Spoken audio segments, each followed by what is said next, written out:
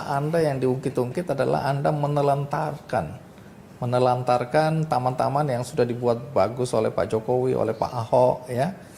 Waduk Pluit misalnya, ada itu di video-videonya berantakan. Jakarta selalu menjadi barometer pembangunan nasional, politik, hingga ekonomi Indonesia. Itulah mengapa orang-orang yang memimpin Jakarta selalu mendapatkan sorotan lebih dibandingkan gubernur di provinsi lainnya. Nama Anies dan Ahok merupakan dua sosok mantan gubernur DKI yang kinerja mereka selalu mendapat sorotan. Ada yang menuai sukses dan sanjungan, dan yang satunya menuai kritik dan ejekan. Ya, Anies lah sosok gubernur DKI paling gagal selama DKI ditetapkan sebagai ibu kota. Bagaimana tidak, Jakarta yang dulunya di tangan Ahok membawa harapan bagi Indonesia memiliki kota setara Hong Kong, New York, hingga Singapura ini justru kembali kumuh saat jabatan gubernur dipegang oleh Anies Baswedan.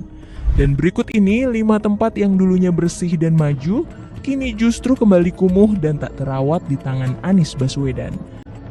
1. Kalijodo. Seperti yang kita ketahui, kawasan Kalijodo merupakan kawasan prostitusi dan perjudian terbesar di Asia Tenggara, yang dimana kawasan ini kemudian berhasil diubah oleh Ahok menjadi ruang terbuka hijau.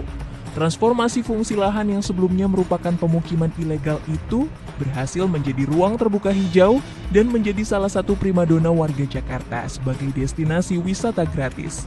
Setelah selesai dibangun, wajah baru Kalijodo diresmikan oleh Ahok pada tahun 2017.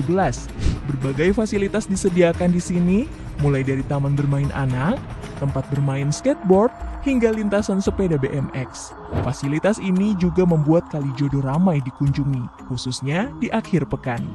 Namun tak perlu waktu lama, kawasan Kalijodo kemudian terlihat buruk. Setelah Anies Baswedan dilantik menjadi gubernur DKI pada 16 Oktober 2017, sejumlah perbedaan begitu terasa. Jika zaman Ahok Kalijodo begitu bersih dan terurus, kini lihatlah wajah Kalijodo sekarang. Rumput yang dulunya hijau, kini gersang tak terurus. Begitupun dengan lintasan sepeda yang dulunya mulus, kini sudah retak dan mengelupas. Paling parahnya, beberapa bangunan ilegal mulai tampak berdiri kembali. Dikhawatirkan Kalijodo akan kembali seperti semula menjadi sarang lokalisasi. 2. Waduk Pluit. Waduk Pluit merupakan danau buatan yang dibangun di penjaringan Jakarta Utara. Namun seiring waktu, waduk ini justru dipenuhi tumpukan sampah, eceng gondok liar yang tak terawat, dan perkampungan kumuh. Waduk ini memiliki kedalaman 10 meter, namun karena tumpukan sampah dan banyaknya eceng gondok liar, kedalamannya waduk ini berkurang drastis menjadi 2 meter saja. Namun semua wajah jelek Waduk Pluit berhasil disulap Ahok menjadi tempat wisata favorit warga. Semua bermula saat Ahok melakukan normalisasi kali dan waduk di Jakarta. Waduk Pluit pun berhasil disolek Ahok begitu rupa. Banyak warga menjadikan tempat ini untuk hiburan keluarga, melakukan senam, bahkan semakin sore Waduk Pluit semakin ramai pengunjungnya. Namun kini wajah Waduk Pluit kembali kumuh dan tak terawat di tangan Anies Baswedan. Sampah juga terlihat menumpuk di salah satu sudut Taman Waduk Pluit. Akankah Taman Waduk kebanggaan Jokowi dan Ahok yang sempat dipuji asing akan kembali ke wajah semulanya? Sangat disayangkan. 3. Rusunawa versus DP 0%. Kita harus akui dua hal yang menjadi keunggulan Anies terhadap Ahok adalah tutur katanya serta agamanya. Lain dari situ tidak ada. Ini bukan ujaran kebencian atau keberpihakan, tapi apa yang terjadi di lapangan membuktikan bahwa Anies hanya pintar dengan narasinya tapi tidak dengan outputnya. Sebagai contoh, Rusunawa yang digagas oleh Ahok versus Rumah DP 0% sebagai program unggulan Anies. Sejak dilantik tahun 2017 sebagai Gubernur DKI, Rumah DP 0% yang semula ditargetkan Anies terbangun sebanyak 232.214 unit. Pada kenyataannya sampai Anies keluar dari jabatannya, Rumah DP 0% hanya terbangun sebanyak 2.000 unit saja. Tentu tak salah menyebut bahwa program Anies ini gagal total. Penyebab mengapa rumah DP 0% itu gagal total karena masyarakat tidak mampu mencicil hunian tersebut. Dan kalaupun masyarakat mampu mencicil rumah tersebut, mereka hanya berstatus sebagai pemilik gedungnya, bukan pemilik tanahnya. Sedangkan program Rusunawa atau rumah susun sederhana sewa yang diusung Ahok selama ia memimpin DKI Jakarta cukup sukses. Rumah yang diperuntukkan bagi warga dengan ekonomi menengah ke bawah ini cukup diminati. Dengan total 50.000 rusun yang dibangun Ahok, warga cukup antusias.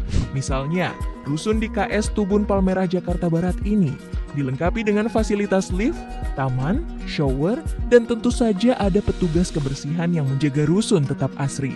Itulah mengapa politikus dari PKB Hasbiallah Ilyas meminta Anies Baswedan kala itu mengubah kembali rumah DP 0% menjadi Rusunawa. 4. Hilangnya pasukan Orange. Pasukan penanganan prasarana dan sarana umum yang identik dengan seragam orange di zaman Ahok berseliweran, keberadaan mereka di tempat-tempat umum, pasukan orange ini bekerja dengan giat melakukan pembersihan kota dan segala fasilitas publik di Jakarta. Keberadaan pasukan orange di zaman Ahok memang sangat membantu kota Jakarta terlihat bersih dan terawat. Selain itu, keberadaan pasukan orange juga membuat wilayah yang sering dilanda banjir cepat surut. Namun sayangnya prestasi dan gagasan yang dibawa Ahok dihilangkan oleh Anies begitu saja. Sejak Anies menjabat sebagai gubernur, pasukan orange yang dulunya begitu giat bekerja kini hampir tak terlihat keberadaan mereka.